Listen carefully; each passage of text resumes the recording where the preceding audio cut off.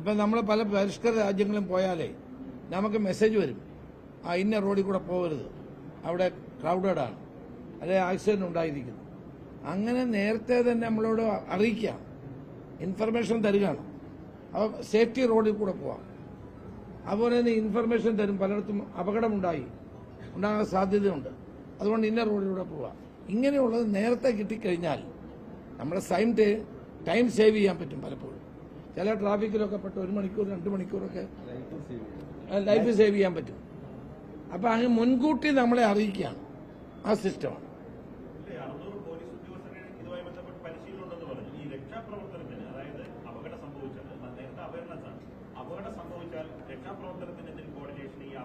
അതുണ്ടല്ലോ, അത് ഓൾറെഡി ഉണ്ടല്ലോ, പോലീസ് ചെയ്യുന്നുണ്ടല്ലോ. ഇപ്പൊ നമ്മുടെ ഹൈവേ പെട്രോളിംഗ് അവരൊക്കെയുള്ള ആളുകൾ അപകടം ഉണ്ടായി അപ്പം തന്നെ ഓടിയെത്തുകയും കാര്യങ്ങൾ ചെയ്യുകയും ചെയ്യുന്നുണ്ടല്ലോ. 112 ഉണ്ട്, 112 അറിഞ്ഞ് അപ്പം വരും. ഇതിപ്പോൾ നമ്മൾ ഉദ്ദേശിക്കുന്നത് നമ്മുടെ ടൈം സേവ് ചെയ്യുക, ലൈഫ് സേവ് ചെയ്യുക. പിന്നെ അനാവശ്യമായിട്ടുള്ള റോഡുകളുടെ ക്രൗഡിംഗ് ഉണ്ടെങ്കിൽ നമ്മളതിൽ പെടാതിരിക്കാം. ഇങ്ങനെയുള്ള അത് എല്ലാ പരിഷ്കൃത രാജ്യങ്ങളിലും ഉള്ളതാണ്. അപ്പം നമ്മളത് ഇൻട്രൊഡ്യൂസ് ചെയ്ത് കഴിഞ്ഞാൽ ജനങ്ങൾക്ക് വലിയ പ്രയോജനം ഉണ്ടാകും. അതെ, തീർച്ചയായിട്ടും പോലീസ് സംവിധാനം കൂടുതൽ ആധുനികവൽക്കരിക്കപ്പെടുന്നു. നമ്മുടെ AI സഹായത്തോടെ, സൈബർ സഹായത്തോടെ കൂടുതൽ മെച്ചപ്പെട്ട സേവനം ജനങ്ങൾക്ക് നൽകാൻ വേണ്ടിയിട്ടാണ് ഈ 3 പദ്ധതി തയ്യാറാക്കുന്നത്.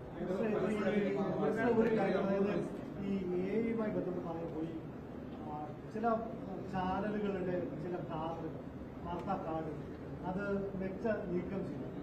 അപ്പോൾ അതില് ഇപ്പൊ പറയുന്നത് അത് നിയമപരമായിട്ടുള്ള ചില കാര്യങ്ങൾ കൊണ്ടാണ്. പക്ഷെ നേരത്തെ പറഞ്ഞത് അതൊരു അവർ മെച്ചയ്ക്ക് പറ്റിയ അബദ്ധം എന്ന രീതിയിൽ വാർത്തകൾ. സത്യത്തിൽ എന്താ സംഭവിച്ചത്? സത്യത്തിൽ കേരള ഗവൺമെന്റോ പോലീസോ മെറ്റയുടെ ഒരു സന്ദേശവും മാറ്റാൻ മെറ്റയോട് ആവശ്യപ്പെട്ടിട്ടില്ല. ഔദ്യോഗികമായിട്ടോ അനൌദ്യോഗികമായിട്ടോ ഒരാവശ്യവും മുന്നോട്ട് വെച്ചിട്ടില്ല. മാറ്റിയത് അവർ തന്നെയാണ്. അവരെന്താ മാറ്റിയെന്ന് അവരാണ് വിശദീകരിക്കുന്നത്.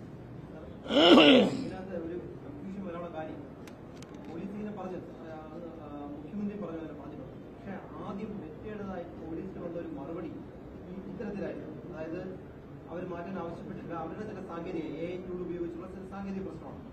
ഇന്നലെ ഒരു ചാനലിന് അവർ മറുപടി കൊടുത്തായിട്ട് കാണുന്നത് ഈ ലോക്കൽ റിക്വയർമെന്റ്, അതായത് എന്താ പറയാ, ഇവിടുത്തെ ഒരു നിലനിൽക്കുന്ന നിയമം അനുശാസിക്കുന്ന അടിസ്ഥാനത്തിലാണ് മാറ്റിയെന്നാണ്. അതാണ് പോലീസ് ഒരു പരാതി കൊടുത്തതുകൊണ്ടാണോ മാറ്റം വന്നത്? പോലീസ് ഒരു പരാതിയും കൊടുത്തിട്ടുണ്ട്. അവരുടെ സാങ്കേതിക പ്രശ്നം കൊണ്ടല്ല, പകരം നിയമത്തിന്റെ അടിസ്ഥാനത്തിലാണെന്ന് പറയുന്നത്. അത്തരത്തിൽ ഏതെങ്കിലും പോർട്ടലിൽ സംസ്ഥാന സർക്കാരോ ഏതെങ്കിലും ഏജൻസിയോ അങ്ങനെ പരാതി കൊടുത്തിട്ടുണ്ടോ? പോലീസ് ഏതായാലും ആവശ്യപ്പെട്ടിട്ടില്ല, ഗവൺമെന്റ് ആവശ്യപ്പെട്ടിട്ടില്ല. മെറ്റ എന്തുകൊണ്ട് മാറ്റിയെന്നുള്ളതിന് നിങ്ങൾ അവരോട് ചോദിക്കേണ്ട കാര്യമാണ്. നമ്മൾ ഔദ്യോഗികമായിട്ടോ അനൌദ്യോഗികമായിട്ടോ മെറ്റയോട് ഒരു മെസ്സേജും അല്ലെങ്കിൽ ഏതെങ്കിലും കാർഡുകൾ നീക്കം ചെയ്യണമെന്ന് ആവശ്യപ്പെട്ടിട്ടില്ല.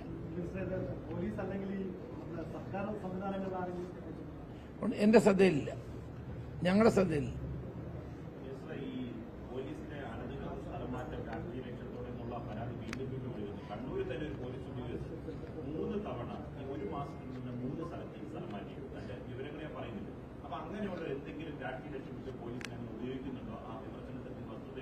ഏറ്റവും കുറച്ച് പരാതി പോലീസിനെ പറ്റിയാണ്. എല്ലാവരും പറഞ്ഞത് എന്തുകൊണ്ട് ട്രാൻസ്ഫർ ചെയ്യുന്നില്ലെന്ന് ഇത്രയും നാൾ നിങ്ങൾ പറഞ്ഞുകൊണ്ടിരുന്നത്. 3 വർഷമായിട്ട് എന്തുകൊണ്ട് ട്രാൻസ്ഫർ ചെയ്യുന്നില്ല? ചില ചാനലുകളൊക്കെ വന്നു. ഇലക്ഷൻ സമയത്ത് ദൂരദേശങ്ങളിലേക്ക് അയച്ചവർക്ക് എന്തുകൊണ്ട് തിരിച്ചു കൊടുക്കുന്നില്ല? പത്രങ്ങളിൽ വാർത്ത വന്നു. അപ്പൊ അതിന്റെ എല്ലാം കൂടെ അടിസ്ഥാനം നിങ്ങളൊക്കെ പറഞ്ഞ് നമ്മൾ അംഗീകരിക്കണ്ടേ? നിങ്ങളൊക്കെ വാർത്ത കൊടുത്ത് നമ്മൾ അംഗീകരിക്കണ്ടേ? അപ്പൊ അതുകൊണ്ട് തെരഞ്ഞെടുപ്പിന് ശേഷം കഴിഞ്ഞ 3 മാസത്തിനിടയിൽ ട്രാൻസ്ഫർ ചെയ്യാത്തത് കൊണ്ട് നിങ്ങളുടെയൊക്കെ അഭിപ്രായവും പിന്നെ ദൂരദേശങ്ങളിലേക്ക് ട്രാൻസ്ഫർ ചെയ്ത ആളുകളെ പ്രായോഗിക ബുദ്ധിമുട്ടുകൾ കണക്കാക്കിയാണ് ട്രാൻസ്ഫർ ചെയ്തിട്ടുള്ളത്. രാഷ്ട്രീയമായ ട്രാൻസ്ഫറൊന്നുമില്ല. അത് എല്ലാ കാലത്തും തെരഞ്ഞെടുപ്പിന് മുമ്പ് ട്രാൻസ്ഫർ ഉണ്ടാവും, ഇലക്ഷൻ കമ്മീഷൻ പറഞ്ഞിട്ട്. അത് തിരിച്ചു വരുമ്പോൾ അവർക്ക് ട്രാൻസ്ഫർ കൊടുക്കും. അത്രയും നടന്നിട്ടുണ്ട്. ഔദ്യോഗികമായ അനൌദ്യോഗികമായ രേഖാമൂലമോ അല്ലാതെ ഈ സംഭവം നടന്നോ മെറ്റയോട് എന്താണ് സംഭവിച്ചതെന്ന് കേരള പോലീസ് ചോദിച്ചിട്ടുണ്ടോ? എന്തെങ്കിലും മറുപടി അവിടെ നോഡൽ ഓഫീസറിൽ നിന്ന് ലഭിച്ചു? ഞങ്ങൾ ചോദിച്ചിട്ട് ഞങ്ങൾ ചോദിക്കേണ്ട കാര്യം എന്താണ്, ഈ ഓരോ വാർത്തകൾ ഇങ്ങനെ മെറ്റ എഴുതുമ്പോഴേക്കും നമുക്ക് അതിനെ സമയം ഉണ്ടാവുള്ളൂ. ഞങ്ങൾ ചോദിച്ചിട്ടില്ല, ഞങ്ങൾ ആവശ്യപ്പെട്ടിട്ടില്ല.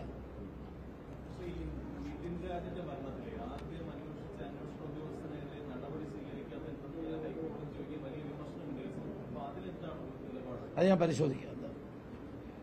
മറ്റൊരു കാര്യം, ഇപ്പൊ ലഹരിക്കെതിരെ വലിയ തരത്തിലുള്ള ഇടപെടൽ സംസ്ഥാന സർക്കാർ നടത്തുന്നു. പക്ഷേ തമിഴ്നാട്ടിലെ MLA പറയുന്നത് കേരളത്തിൽ നിന്നാണ് തമിഴ്നാട്ടിലേക്ക് മുഴുവൻ ലഹരിയും എത്തുന്നത്. ഇപ്പോൾ കേരളവുമായിട്ട് സംസാരിക്കണമെന്നാണ് പറയുന്നത്.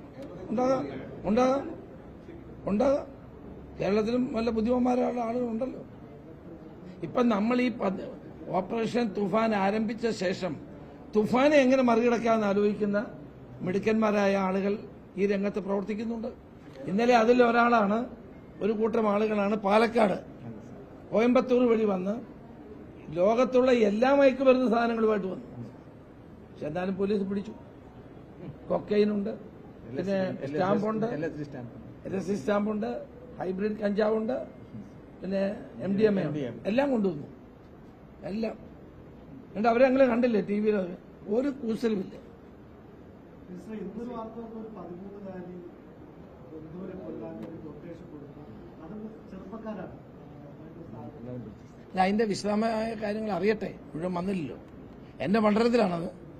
എന്റെ മണ്ഡലത്തിൽ കരുവാറ്റ പഞ്ചായത്തിലാണ്. അതിന്റെ വിവരങ്ങൾ പോലീസ് വെളിപ്പെടുത്തും.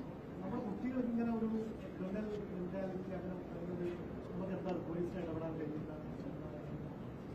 അല്ല, അത് നമ്മൾ ബോധവൽക്കരണമാണ് വേണ്ടത്. അതിനാണ് ഈ സ്റ്റുഡന്റ് പോലീസ് കേഡറ്റ് തുടങ്ങിയ സംവിധാനങ്ങളൊക്കെ നമ്മൾ വ്യാപകമാക്കുന്നതിന്റെ കാരണങ്ങളിലൊന്നാണ്. കുട്ടികൾ കുറെ കൂടി റെസ്പോൺസിബിൾ ആകണം, ഡിസിപ്ലിൻഡ് ആകണം. അവരിത്തരം ചതികളിൽ പെടാൻ പാടില്ല. ഈ കേസിന്റെ ഫുൾ ഡീറ്റെയിൽസ് ആയിട്ടില്ല. അതുകൊണ്ടാണ് ഞാൻ ഗവർണർ സ്റ്റേറ്റ് പോലീസ് ചീഫിനെ വിളിച്ചു വരുത്തി എന്നൊരു ആരോപണം വരുന്നുണ്ട്. അതുമല്ല, അത് ശരിയല്ല. സർക്കാർ സംവിധാനങ്ങൾ നേരത്തെ ഉണ്ടായ സർക്കാർ സമയത്ത് ചീഫ് സെക്രട്ടറി DGP അങ്ങനെ വിളിച്ചപ്പോൾ പോകണ്ടായിരുന്നു സർക്കാർ പറഞ്ഞു. ഇത് സർക്കാർ സംവിധാനങ്ങളെ ക്രമസമാധാനങ്ങൾ ഹൈജാക്ക് ചെയ്യുന്നു. അങ്ങനെയൊന്നുമില്ല. പോലീസ് പ്രവർത്തിക്കുന്നത് കേരളത്തിലുള്ള നിയമങ്ങൾ, ഇന്ത്യയിലുള്ള നിയമങ്ങളുടെ അടിസ്ഥാനത്തിലാണ്. പിന്നെ ആരെങ്കിലും വിളിച്ചാൽ കാണാൻ പോകുന്നതിലൊന്നും തെറ്റില്ല. പക്ഷേ പോലീസ് പ്രവർത്തിക്കുന്നത് സർക്കാരിന്റെ നിർദ്ദേശപ്രകാരമാണ്, അല്ലാണ്ട് ഗവർണറുടെ നിർദ്ദേശപ്രകാരമല്ല. അപ്പം പോലീസ് പ്രവർത്തിക്കുന്നത് നമ്മുടെ പണ്ട് IPC CRPC ആയിരുന്നെങ്കിൽ ഇപ്പം BNS-ഉം BNSS-ഉം പ്രകാരമാണ്. ഗവൺമെന്റിനനുസരിച്ചാണ് പോലീസ് പ്രവർത്തിക്കുന്നത്. ഈ ഓപ്പറേഷൻ തുഫാനുമായി ബന്ധപ്പെട്ട് ഒരു നിർണായകമായ ഒരു അറസ്റ്റ് ഉണ്ടായി, വലിയ രാഷ്ട്രീയ വിവാദമൊക്കെ. അതിനുശേഷമാണ് ഈ നോഡൽ ഓഫീസറെ മാറ്റിയത്, അദ്ദേഹത്തിന്റെ ചുമതലയിൽ നിന്ന് മാറി. അല്ല, നിങ്ങളോട് ഞാൻ thank you for the question. രവേട ചന്ദ്രശേഖരാണ് അദ്ദേഹത്തിന് അദ്ദേഹത്തിന് 10 ദിവസത്തെ ലീവ് അനുവദിച്ചത്. നമ്മുടെ പുട്ട വിമലാദിത്യക്ക് അദ്ദേഹം നോഡൽ ഓഫീസർ. ഇന്നലെ അദ്ദേഹം തിരിച്ചു വന്ന് ജോലിയിൽ ആ നോഡൽ ഓഫീസറായിട്ട് തിരിച്ച് ഡ്യൂട്ടി ജോയിൻ ചെയ്തിട്ടുണ്ട്. ചാർജ് കൊടുത്തത് മാറ്റിയിട്ടുണ്ട്. നേരത്തെ ചാർജ് കൊടുത്തത് നിശാന്തിരിക്കായിരുന്നു 10 ദിവസം. കാരണം ഇത് വളരെ ഇമ്പോർട്ടന്റ് ഒരു കാലഘട്ടമായതുകൊണ്ട് തുഫാന് ഒരു വലിയ നമ്മുടെ ഒരു വലിയ ദൌത്യം നടക്കുന്നതിനിടയിൽ 10 ദിവസം ഗാർഹിക ആവശ്യങ്ങൾക്ക് വേണ്ടിയിട്ടാണ് പുട്ട വിമലാദിത്യ ലീവ് എടുത്തത്. 10 ദിവസം. അപ്പം അത് ഇന്നലെ വന്നു. ഇന്നലെ എന്നെ കണ്ടു. DGP അദ്ദേഹത്തിന് ചാർജ് തിരിച്ചു കൊടുത്തു. തുഫാനകത്ത് ഒരു വിവാദം ഉണ്ടാകാൻ പാടില്ല. എല്ലാവരും ഒരുമിച്ചാണ്. അതിനകത്ത് ഒരു രാഷ്ട്രീയവുമില്ല. ദൗർഭാഗ്യവശാൽ ചിലരൊക്കെ അതിന് രാഷ്ട്രീയം കണ്ടെത്താൻ ശ്രമിക്കുകയാണ്. അവരോട് എന്റെ അഭ്യർത്ഥന, ദയവായി നമ്മുടെ പുതിയ തലമുറയെ രക്ഷിക്കാൻ വേണ്ടിയാണ്. ഇതിനാൽ ഞാൻ ഒരു രാഷ്ട്രീയ വിവാദം ഉണ്ടാക്കിയിട്ടില്ല. ആരെയും 10 വർഷം കൊണ്ട് എന്ത് ചെയ്തു എന്ന് ഞാൻ ചോദിച്ചിട്ടില്ല. ആര് എന്ത് ചെയ്തു എന്ന് ഞാൻ അന്വേഷിച്ചിട്ടില്ല. എല്ലാവരെയും കൂട്ടി യോജിപ്പിക്കുകയാണ്. എന്റെ ഏതെങ്കിലും ഒരു പ്രസംഗത്തിൽ ഞാൻ ഇതിനകത്ത് രാഷ്ട്രീയം കലർത്തിയിട്ടുണ്ടെന്ന് ആർക്കും പറയാൻ കഴിയില്ല.